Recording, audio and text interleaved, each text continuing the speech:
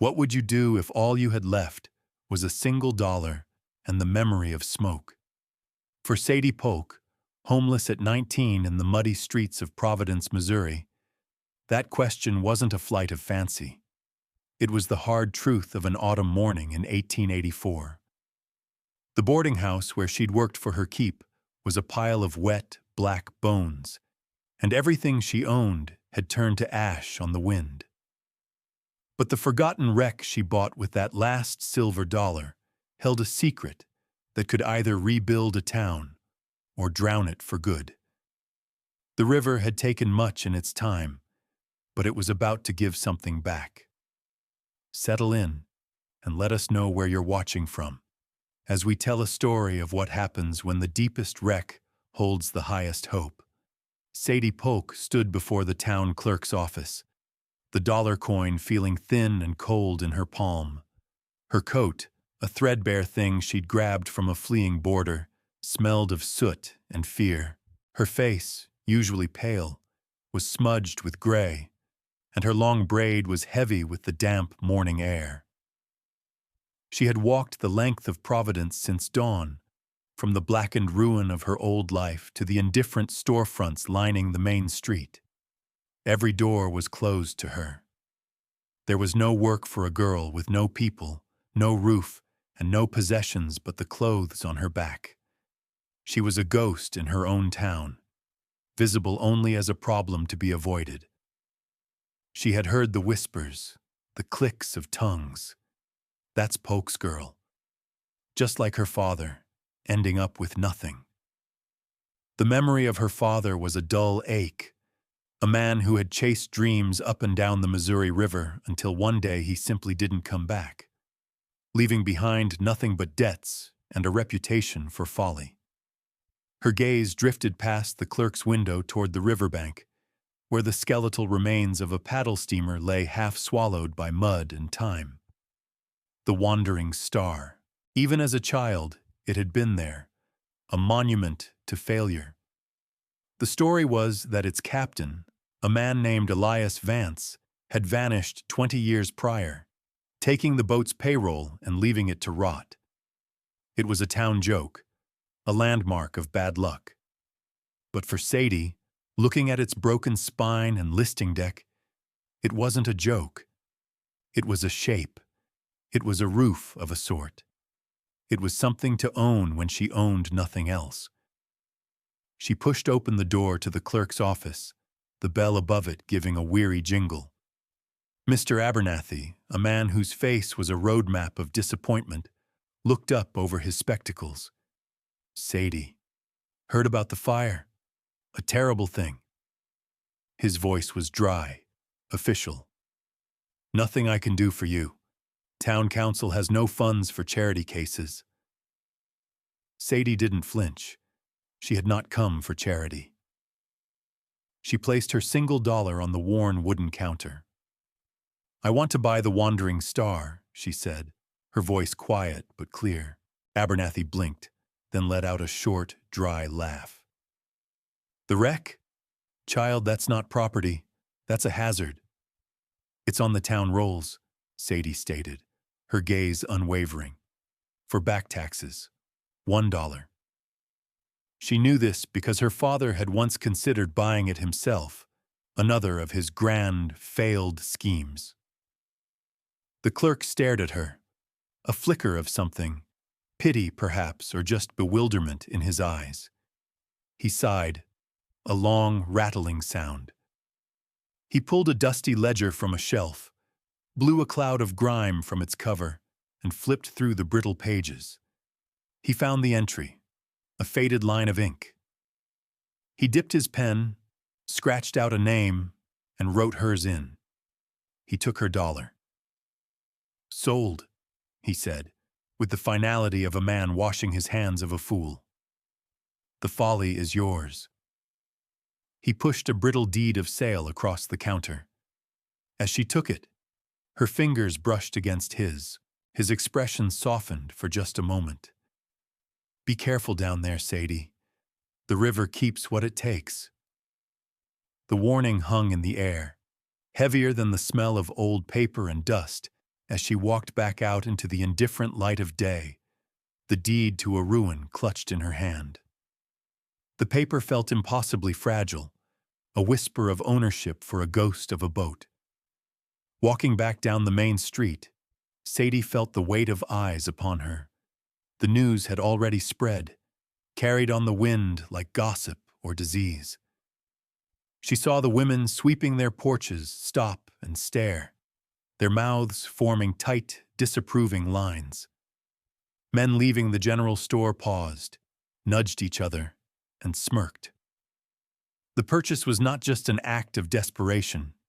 In their eyes, it was an admission of defeat, a final embrace of the Polk family legacy of failure. She clutched the deed tighter, its sharp edges digging into her palm. This wasn't a surrender. It was the only move she had left to make. The boat was a place to be. A place that could not burn down because it was already ruined, already given over to the water. It was a place where no one could evict her, for who would want it? It was a kind of freedom bought for $1. She thought of her father, a man who saw potential where others saw only rust and rot. He would have understood. Or perhaps he too would have thought her a fool. The line between vision and folly was one she was now walking herself. As she neared the edge of town, a carriage rattled to a stop beside her. Mayor Gable, a man whose prosperity had grown in direct proportion to the town's quiet hardships, leaned out. He was thick-set, with a face that seemed permanently flushed with self-satisfaction. He held a smoking cigarillo in a gloved hand. "Well, I'll be," he boomed, his voice dripping with false congeniality. "Sadie Polk, I hear congratulations are in order. The new captain of the Wandering Star." His laughter was loud and wet, an ugly sound that made Sadie's jaw tighten. "That boat was a bad investment when it was floating, girl. Now it's just mud ballast. You've wasted your last $1. Sadie met his gaze and said nothing. Her silence was a wall he could not breach, and it only seemed to amuse him more. "Just like your father," he added, his smile turning cruel, always reaching for things that were already sunk. He flicked his cigarillo into the mud at her feet, a gesture of casual contempt, and ordered his driver to move on, leaving Sadie standing in the wake of his dust and derision. Her face burned, but her resolve hardened into something cold and solid. Let them laugh. Their laughter couldn't make her any colder or more hungry than she already was. What secret could possibly be worth salvaging from a tomb of mud and splintered wood? Was this an act of desperation, or the first step toward a future no one could see?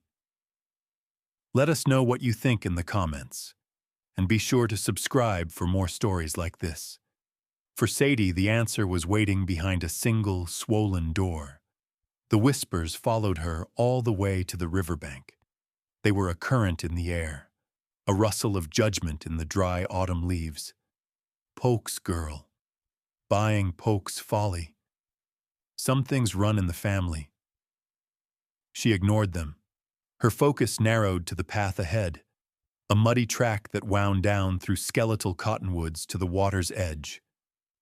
The sun was beginning its slow descent, casting long, distorted shadows that made the familiar landscape seem strange and unwelcoming. As she rounded a bend, she saw an old woman sitting on a fallen log, mending a fishing net with gnarled, patient fingers. It was Elspeth, a woman who lived in a shack downriver and was regarded by the townsfolk as half-wild, a creature of the river itself. She was ancient, her face a web of deep lines, her eyes the color of the murky water, holding a depth that seemed to see through skin and bone. Elspeth didn't look up as Sadie approached, but she spoke, her voice raspy like stones grinding together. "They're laughing at you up there," she said. It wasn't a question. "I know," Sadie replied, her own voice barely a whisper. Elspeth knotted a thread with a deft twist of her fingers. Laughter is the sound of fools who can't hear the river talking. She finally lifted her gaze, and her eyes fixed on Sadie with an unnerving intensity. "You bought the star." Again, not a question. Sadie simply nodded, the deed still in her hand. Elspeth looked from Sadie's face to the wreck sitting silent in the shallows. "That boat ain't empty," she murmured, a strange gravity in her tone. "Some captains don't abandon their ship. They just wait for a new pilot."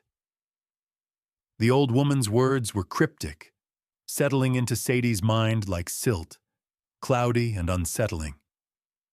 She didn't know what to make of them, but they felt less like a warning and more like a pronouncement. She left Elspeth to her nets and continued down the path, the mayor's scornful laughter echoing in her memory, clashing with the river woman's strange prophecy. The two voices represented the town's judgment, the loud public mockery and the quiet private mystery. One dismissed her as a fool, the other hinted at a purpose she couldn't yet comprehend. She pushed them both aside. What mattered now was shelter. What mattered was surviving the night. The town had written her off. Mayor Gable had publicly humiliated her. Even the well-meaning pity of the clerk felt like a kind of dismissal. She was alone, armed with a worthless deed and a cryptic blessing from a woman most people avoided. She had been cast out, and her only refuge was the very thing that symbolized her family's, and now her own, perceived failure. But as she stood on the muddy bank, looking at the dark, hulking shape of the riverboat, a strange sense of belonging settled over her. This was hers, this wreck, this folly, this tomb of splintered wood and rust. It had waited for her, and she would not abandon it. The journey to the boat was a slog through thick, greedy mud that sucked at her worn boots with every step. The air grew cooler near the water, carrying the damp, earthy smell of decay and wet leaves.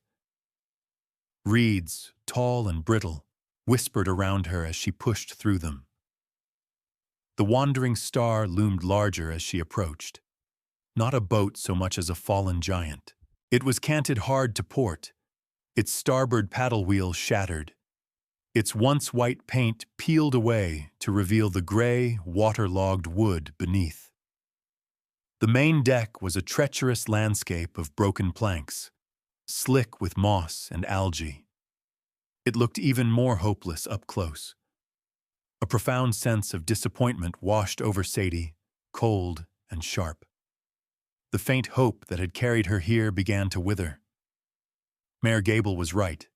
This was nothing but mud ballast. This was a grave. Still, she had nowhere else to go.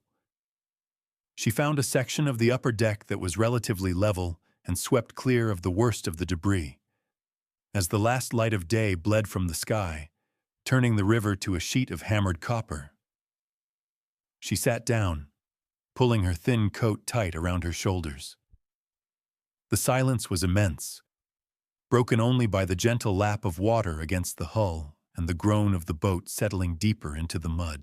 It was a lonely, mournful sound, the sigh of something that had been dying for a very long time.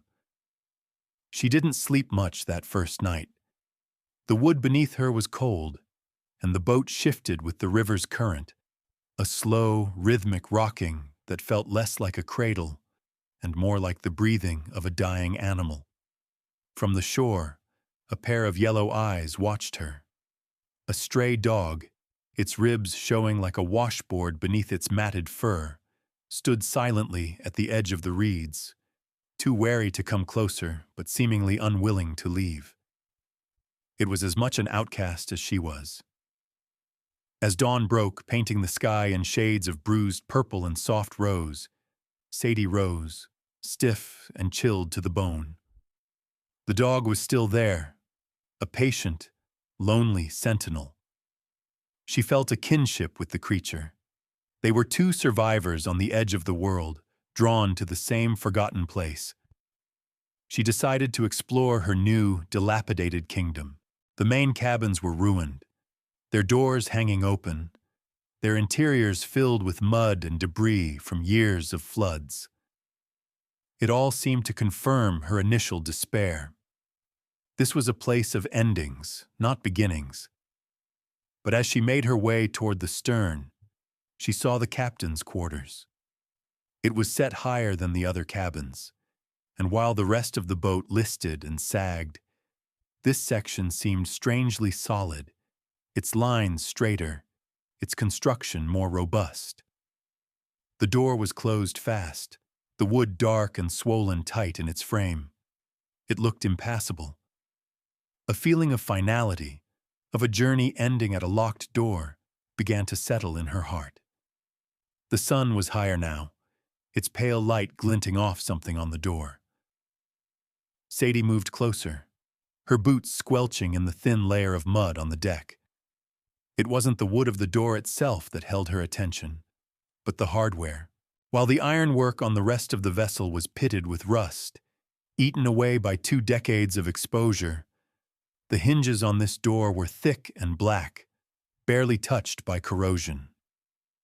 The lock was a heavy brass plate tarnished to a deep green brown, but it was intact, solid, its keyhole a dark, forbidding slot.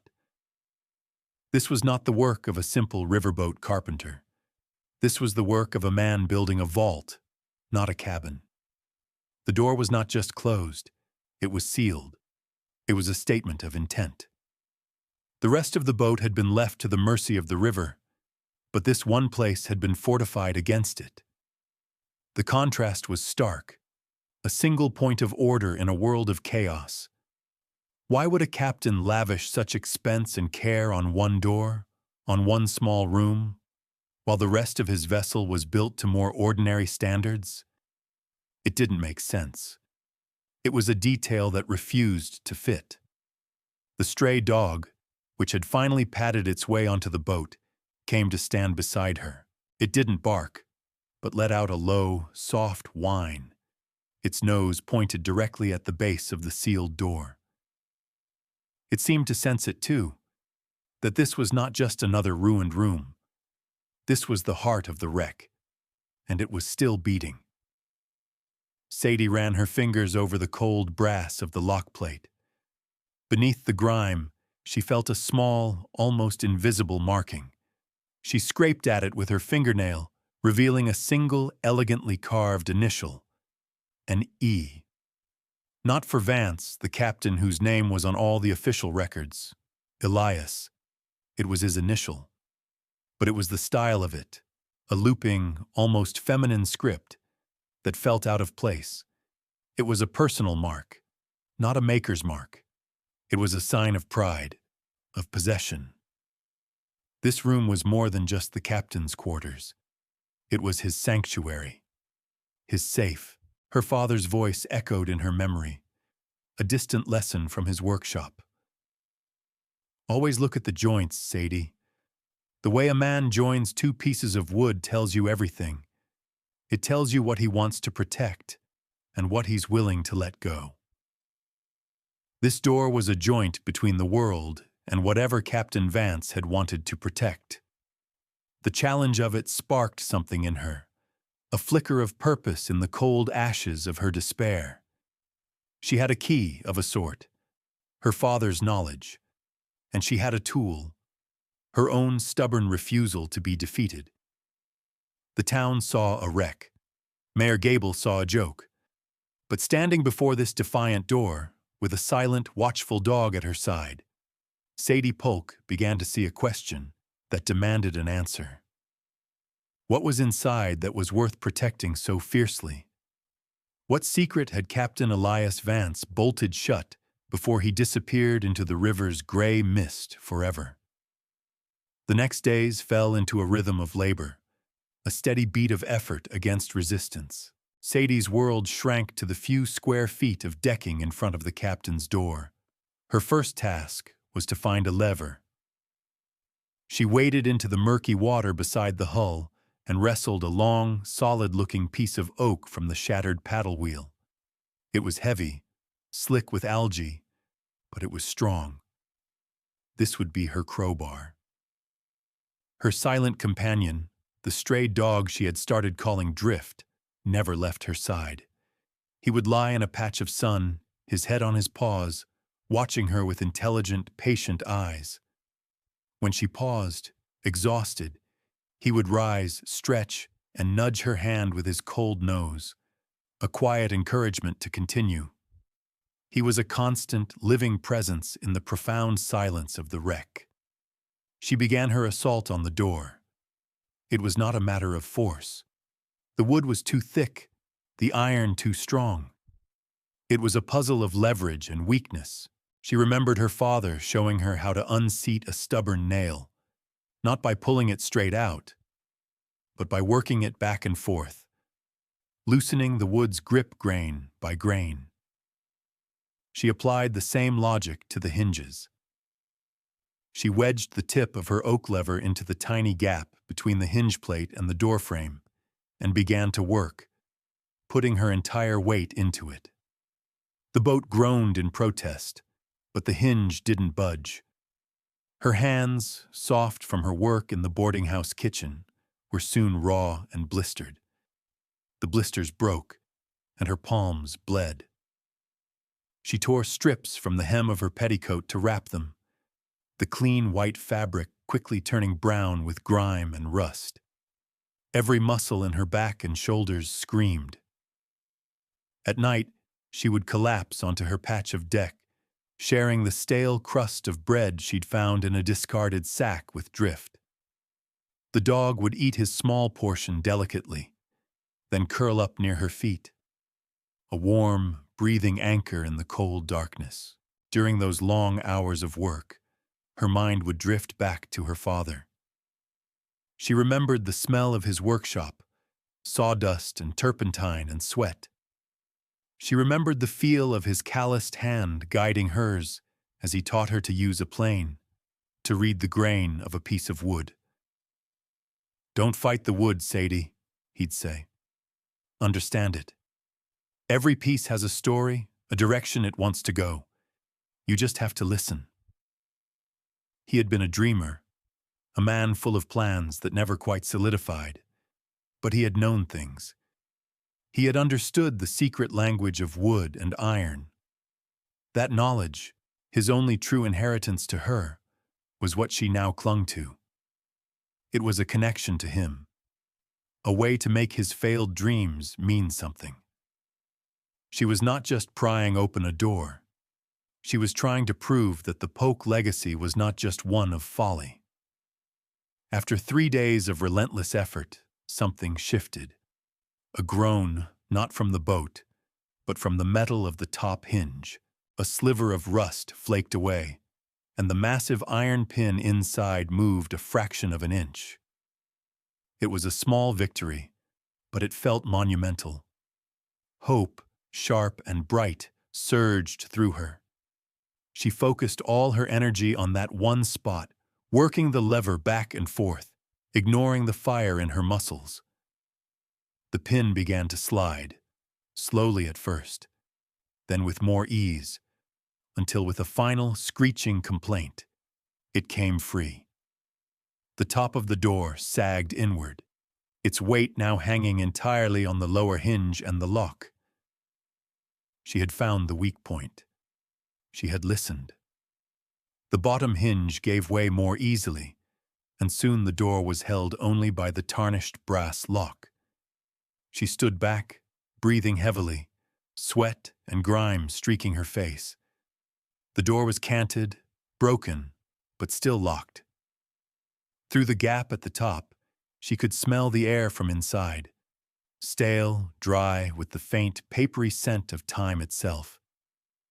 It was the smell of a place that had been waiting, undisturbed, for a very long time.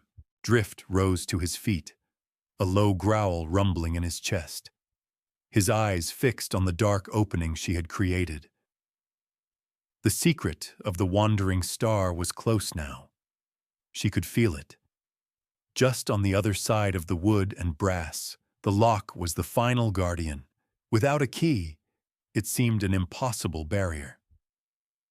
Sadie spent a full day examining it, probing the keyhole with a piece of wire, trying to understand its mechanism. It was no use. It was a high-quality tumbler lock, far beyond her ability to pick. Defeated, she slumped against the opposite wall of the passageway, the silence of the boat pressing in on her. Drift came and rested his head on her lap. As she stroked his matted fur, her eyes fell upon the captain's logbook, which she'd found earlier, half submerged in a waterlogged crate. Most of it was a pulpy, illegible mess, but she had saved it on the faint hope it might contain something of value. Now she picked it up again, idly flipping through the stiff, mildewed pages. The ink had bled into abstract blooms of black and blue. But the last few pages, at the very back of the book, had been protected by a thick leather flap. They were damp, but the writing was still clear. The final entries were dated from the spring of 1864. They were mostly notations of cargo and river conditions, but the very last entry was different. It wasn't about the boat. It was a short, cryptic sentence. The key is in the heart of the promise. The heart of the promise. The words meant nothing to her. She read them again and again, trying to decipher their meaning. What promise? Whose promise? She looked back at the door, at the elegant carved E beside the lock. Elias. And then she noticed something else. The logbook's cover was made of thick, pressed leather. In the center was an embossed emblem, a stylized star. But it felt thicker there, stiffer than the rest of the cover. A strange intuition, a spark of insight, made her take her knife, a small, dull blade she used for cutting bread, and carefully slit the stitching around the emblem. She peeled back the top layer of leather. Tucked inside, flat against the bookboard, was a small, intricately shaped iron key. It was cold to the touch. Her heart hammered against her ribs. She scrambled back to the door, her hands trembling so much she could barely fit the key into the lock. It slid in perfectly. With a deep, satisfying click, the tumblers aligned and the bolt withdrew. The door swung inward with a low groan, opening into darkness. She held her lantern high and stepped across the threshold. The air inside was still and heavy, like the air of a tomb. Everything was covered in a fine layer of dust, but nothing was disturbed. A narrow bunk, a small desk, a chair, all bolted to the floor, and there, beneath the bunk, was a heavy iron chest, its surface pitted with age, also bolted fast to the thick oak planks of the floor. It wasn't just a sea chest. It was a safe. A profound sense of awe washed over her. She had found it. She had opened the door to the boat's secret heart. Now she just had to open the chest itself. The key to the door did not fit the chest's formidable lock. But as she ran her hands over its cold iron surface, she found another inscription, almost invisible in the dim light. It was a name, Eleonora, and beneath it, a date. The same date as the last entry in the logbook. The storm came without warning. One moment the sky was a placid gray canvas. The next, it was a churning mass of bruised clouds, and the wind began to howl like a hungry wolf. Rain came down not in drops, but in solid, wind-driven sheets that lashed the river's surface into a frenzy. The wandering star, which had rested quietly for 20 years, began to move. It groaned and shuddered as the rising water lifted it from the mud's embrace, its old timbers screaming in protest. Sadie, still inside the captain's quarters, felt the deck heave beneath her feet. The lantern flickered wildly, casting dancing, monstrous shadows on the walls. Her first thought was for the chest. She had to protect it. She tried to move it, but it was bolted fast, an anchor holding the room's secrets to the boat's very soul. The river was rising with terrifying speed, brown water swirling over the main deck, carrying debris that hammered against the hull like a battering ram. The boat was being torn apart. Through the roar of the wind and rain, she heard another sound, a human cry, thin and desperate. She rushed out of the cabin and saw it. A small farm wagon caught in the flash flood that was turning the riverbank into a torrent had overturned. A man and a woman were clinging to the wagon's wheel, while two small children were being swept away by the current. Without a second thought, Sadie grabbed a coil of old, thick rope from the deck. She tied one end to a cleat, the other around her waist, and plunged into the churning, icy water. The current was a physical force, trying to drag her under, but she fought it, her eyes fixed on the small, struggling forms of the children. She reached the boy first, grabbing the back of his shirt and hauling him toward the boat. She got him onto the relative safety of the listing deck and went back for his sister. The parents, seeing what she was doing, fought their way toward the boat as well. By the time she had pulled the little girl from the water, Sadie was exhausted, her limbs numb with cold, her lungs burning. The family, the Millers, huddled together on the deck, soaked and terrified, but alive. "Thank you," the man said, his voice choked with emotion. "You saved us." Sadie could only nod, her teeth chattering too hard to speak. The storm raged around them, a symphony of destruction. The boat pitched and rolled, threatening to break apart at any moment.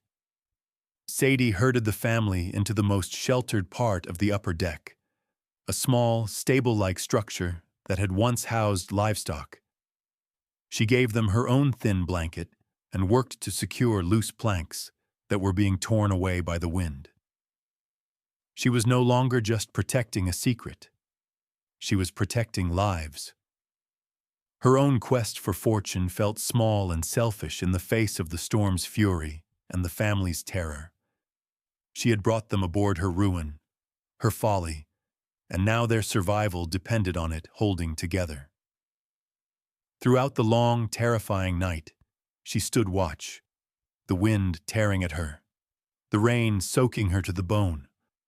She was a captain now, not of a proud steamer, but of a broken refuge, her crew a family of strangers. She had made her choice. She had used her sanctuary to shelter others, committing herself fully to the fate of the wandering star and all who were aboard it. When dawn finally broke, the world was quiet, washed clean and utterly transformed. The storm had passed. The river was still high and brown, but it was no longer a raging monster. The Miller family was safe, huddled together but unharmed. The wandering star had held. It had lost more of its decking, and the port side was lower in the water than ever.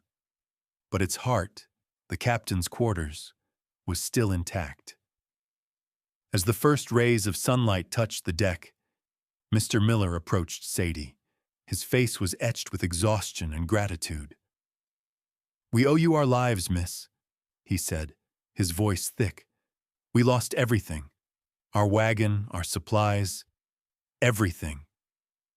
Sadie looked past him, to the iron chest still bolted to the floor in the cabin. She had something. She didn't yet know what it was worth, but it was something. "Let's see what we can salvage," she said. She returned to the cabin, Mr. Miller following her. The chest was still locked. The name, Eleonora, and the date were the only clues. "Eleonora," she murmured. It felt important. She went back to the logbook, to the last entry. The key is in the heart of the promise. What if the promise was a person? What if the key was a date? She traced the numbers of the date with her finger. April 16th, 64. A combination. She returned to the chest and saw that the lock was not a keyhole, but a complex dial mechanism she hadn't noticed in the dark. She carefully turned the dials. 4, 16, 64. A heavy clunk echoed in the small cabin. The lock had opened. With trembling hands, she lifted the heavy iron lid. Inside, everything was perfectly dry, wrapped in oilcloth. On top lay a stack of official-looking shipping contracts. Beneath them was a thick packet of documents tied with a faded red ribbon. She untied it and fanned them out. They were land deeds. Mr. Miller, looking over her shoulder, let out a sharp gasp. He pointed a trembling finger at one of the deeds. "That's my name," he whispered. "That's my father's name. That's our farm." He explained that his family, along with several others, had lost their land to Mayor Gable years ago. The mayor had bought up their debt during a bad harvest, claiming their original titles, which were supposed to arrive by river, had been lost. But here they were, delivered to this boat, but never delivered to the families. Beneath the deeds was a heavy leather wallet. Sadie opened it. It was filled not with cash, but with bearer bonds from the St. Louis Union Bank, their paper still crisp. It was the payroll, the money Captain Vance had been accused of stealing. He hadn't stolen it. He had locked it away for safekeeping before he disappeared. News of the Miller family's rescue and the discovery on the boat traveled with the speed of a telegraph wire. Mr. Miller, holding his family's rightful deed, became Sadie's staunchest ally. He insisted on escorting her to the county seat, to a lawyer he trusted. The town of Providence watched as Sadie Polk, the girl who had bought a wreck, rode out of town with a rescued family and a locked box. Their expressions no longer filled with mockery, but with a dawning, confused respect. The tide, it seemed, was beginning to turn. The lawyer in Clarksville, a man named Silas Croft, was old and sharp, with eyes that missed nothing. He listened to Sadie's story without interruption, his steepled fingers resting on his chin. He examined the deed to the Wandering Star, the land titles, and finally, the bearer bonds. He held one of the bonds up to the light, studying the watermark, the signature, the engraving. A low whistle escaped his lips. "These are genuine," he said, his voice holding a note of awe. "And because they are bearer bonds, ownership lies with whoever holds them. They are as good as gold." He did a quick calculation on a piece of scratch paper. The total value was staggering. It was a fortune that could build a town from the ground up. "And these deeds," he continued, tapping the stack of papers, "they are legally binding. They were registered. They just never reached their owners. Captain Vance was transporting them as a registered agent." The picture became clear. Captain Vance had not been a thief. He had been a custodian. When his boat went down or got stuck, he had secured the most valuable cargo, the deeds and the bonds, in his custom-built safe, intending to retrieve them.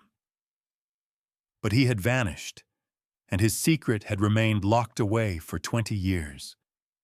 Mr. Miller's story and the identical stories of a half-dozen other families painted the rest of the picture. Mayor Gable had known those deeds were coming. He had likely been tracking the boat.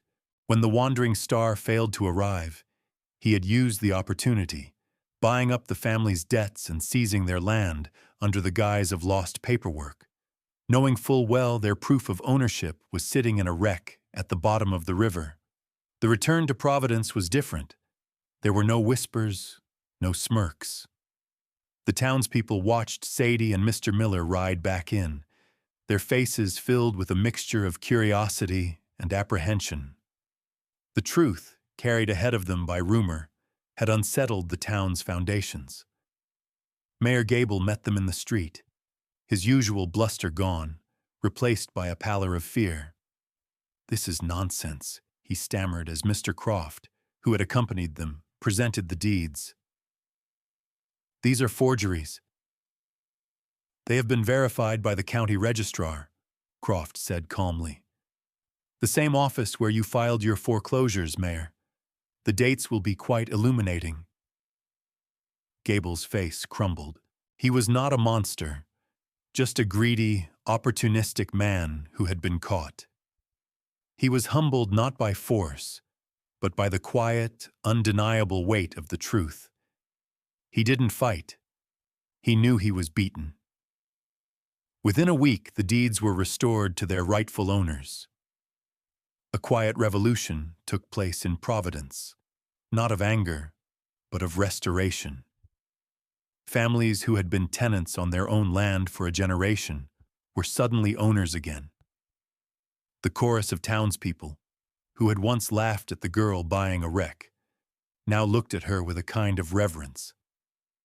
She hadn't just found money, she had unearthed a buried history.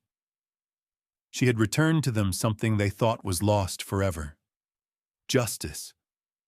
Sadie Polk, the girl with nothing, had given them back their homes, and in doing so, she had finally found her own. The late autumn sun cast a long golden light across the water, turning the muddy Missouri into a river of liquid honey. Sadie stood on the deck of the Wandering Star, a hammer in her hand. The boat was still a wreck, but it was no longer a symbol of failure. It was her home. With a portion of the money from the bonds, she had hired a crew of men, Mr. Miller and his neighbors among them, to help her raise and repair the vessel. They weren't restoring it to a working paddle steamer, but to something new. The lower decks were being converted into a warehouse for the farmers to store their goods, a cooperative venture that would give them leverage against traders from the city. The upper decks were being rebuilt into a small, clean boarding house. Drift, no longer gaunt but sleek and content, lay sleeping at her feet, his tail thumping softly against the freshly laid planks. The laughter and scorn of the town were a distant memory, replaced by the sounds of saws and hammers, the sounds of building. The people of Providence no longer called her Polk's girl. They called her Miss Polk, and they said it with respect. She had not kept the fortune for herself. She had invested it in the town, in the people who, like her, had been dismissed and written off. She had established a fund to guarantee fair prices for their crops and had paid off the town's debts. She had healed the wounds that Mayor Gable's greed had inflicted. Mr. Miller walked up the gangplank, wiping sweat from his brow. He looked around at the bustling activity, at the new life being breathed into the old wreck. "It's amazing what you've done, Miss Polk," he said, his voice full of sincere admiration. "What are you building here, anyway?" Sadie looked from the boat to the newly plowed fields on the shore, where families were working their own land with a hope they hadn't had in years. She looked at the quiet town, now stirring with a new sense of purpose. She thought of the cold, lonely girl who had arrived here with nothing but $1 and a memory of ash. She was no longer that girl. The river had given her more than a fortune. It had given her a purpose. "A harbor," she said quietly. "Thank you for joining us for this story of quiet courage. It reminds us that sometimes the greatest treasure isn't what you find, but what you restore." If you were moved by Sadie's journey, please consider liking this video and subscribing for more tales from the frontier. We'll see you next time.